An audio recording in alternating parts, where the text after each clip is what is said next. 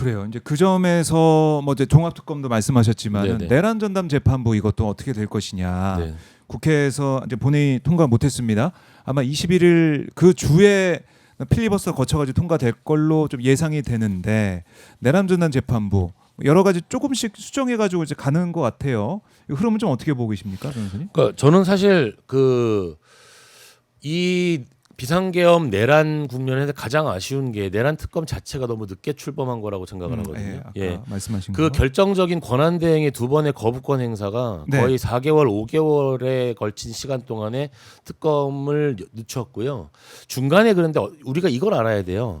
우리가 특검법이 두 번째 거부가 된 다음에 한 몇 개월 동안 이제 진행이 되는 과정에서 뭐가 있었냐면 바로 헌재의 탄핵 심판 결정이 있었습니다. 네. 3월달, 4월달에 헌재의 탄핵 심판 결정이 있으면서 우리는 실제로 중계가 되는 그 많은 사람들의 증언을 보고 거기에서 군인들이 나와서 뭐라고 얘기를 하는지도 보고 비상계엄이 위헌이었다라는 거를 충분히 확인을 할 수 있었잖아요.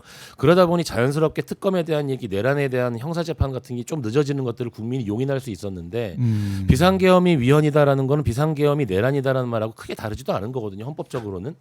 예. 내란죄는 형법상의 구성 요건 해석의 문제가 아니라 헌법의 해석 문제이기도 하거든요.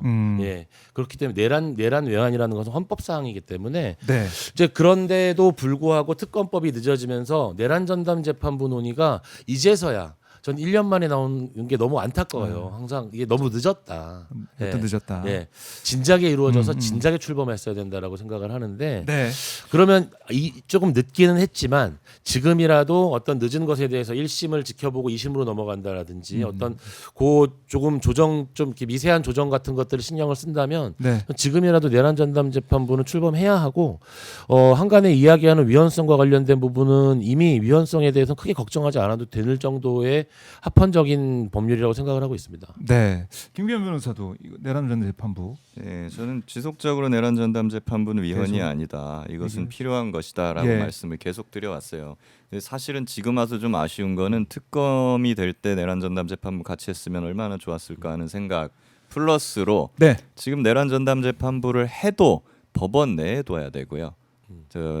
그리고 여러 가지 뭐 위헌 시비를 피해야 되는 부분이 있으니까 그러니까 재판이 중단되는 것을 피하기 위해서 네. 그러기 위해서 그냥 판사들만으로 구성된 협의체에서 판사를 추천해야 되는 거 아니냐라는 주장이 계속 나오고 있고 그것이 상당히 또 일리도 있어요. 그게 네. 그런 상황이기 때문에 아예 이럴 바에는 우리는 지금과 같은 어떤 공화국이 위기에 처한 상황에서는 대통령 취임 초기나 아예 뭐 탄핵 초기 그때 개헌을 원포인트로 해버리는 것이 아주 적절하지 않았을까. 일종의 어떤 아주 특별 재판소를 설립하는 취지로. 왜냐하면 지금과 같은 상황에서는 결국 3심은 내란 전담 재판부를 할 수가 없어요. 예, 그건 조희대 대법원이 할 수밖에 없습니다. 근데 그런 것까지 모두 해결할 수 있는 그런 특별 재판소나 뭐 어떤 그런 내란 종식 특별법에 근거를 두는 헌법 개정을 원포인트로 초기에 했었더라면 어땠을까 하는 아쉬움도 좀 있어요. 우리 헌정사에 그런 역사가 있습니다. 4.19 부정선거 이후에 그 이제 헌법에서 4.19 부정선거 관련자들을 처벌하기 위한 근거 조항을 헌법에서 만드는 그런 역사가 있긴 있거든요. 김기현 변호사님 말도 일리가 있죠. 그래요. 그러니까 결국에는 이게 대법원으로 이제 가니까 어차피 그러면 이 조희대 대법원이 또 어떤 판단할 것이냐. 이재명 대통령 파기환송했던 뭐 그런 식으로 정말 국민들이 이해할 수 없는 그런 방식, 그런 시간으로 할 것이냐. 그래서 염려가 되잖아요. 내란 전담 재판 가더라도 그게 걱정이 되는 거 아니겠습니까? 너무 염려가 계속. 되죠. 그러니까 네, 원래는 그러니까 이게요.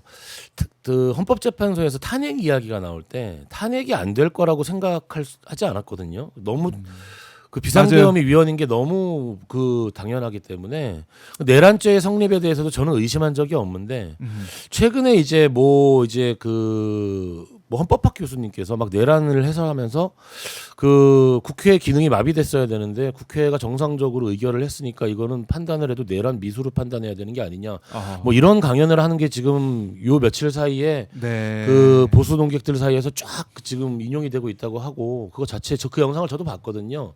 너무 저런 발상을 혹시나 일부 판사들이 하면 어떻게 하나 걱정도 될 뿐더러 게다가 또 하나 걱정되는 게 아니 지금 현재 진행되고 결국에는 시간의 문제거든요. 시간의 문제인데 이게 점점 지연되고 있으니까 이제 이게 국민들에 대한 피로감 같은 것들이 주잖아요. 그래서 저는 정말 좀 답답하고 안타까움을 좀 느끼고 있죠. 내란과 관련돼 가지고는 이걸 내란이 아니라고 이게 80년 그 전두환 노태우 일당의 어떤 사건에 대한 판례가 이미 명확히 나와 있고요. 네. 그런 판례를 다 부정해야 되는 상황인 건데 그 정도까지는 갈 수 없을 거라고 확신을 했는데 뭐 그런 논리가 나오고 또 어떤 영장 전담 판사님은 그걸 물어봤다면서요. 2분간 통화한 걸로 어떻게 공모가 되느냐. 그거 그러니까 내란죄의 법리를 완전 잘못 알고 있는 거거든요. 좀 걱정이 되는 부분도 있습니다. 이게 자꾸 내란 미순이 뭐니 막 이런 소리를 하는데요.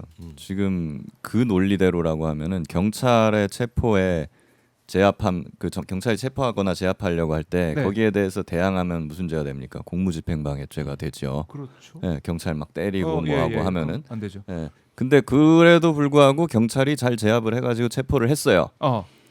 그럼 뭐 아무 문제 없는 겁니까? 그렇네. 그럼 뭐 지금 수많은 그 공무집행방해 사범들 그럼 다 풀려나야죠.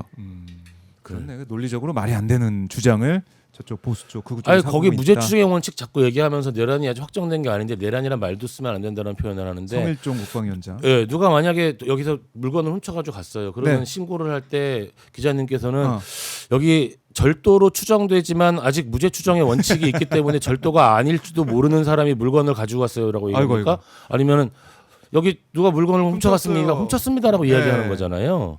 그 자체가 말이 안 되는 거예요. 내란의 모습을 우리 국민들이 지금 군인이 헬기를 타고 국회에 들어오는 걸 봤는데 그게 내란이란 말을 쓰면 안 된다. 그 마치 뭐 절도로 추정이 되지만 네. 아직 아직- 절도라는 말을 쓰면 안 됩니다. 이런 말을 하는 거랑 똑같은 거죠. 삼심까지 봐야죠. 뭐 이렇게 네네. 말도 안 되는 말이 얘기. 안 되는 얘기죠. 그래요. 좀 예. 아쉬운 점도 있고 앞으로 더 우리 국민들이 힘을 모아야 된다. 특히 조이대 사법부를 불신하고 있는 상황에서 대법원까지 가게 되면 내란 전 재판을 한다고 하더라도 대법원까지 갔을 때 우리 국민들의 또 불안감, 헌재 판결 나기 전에 그 불안감 그걸 뛰어넘을 것 같아서 너무 걱정인데요. 우리 국민들의 뜻, 국민들의 의지, 빛의 혁명의 그런 힘이 또 필요하지 않나 이런 생각도 해봅니다.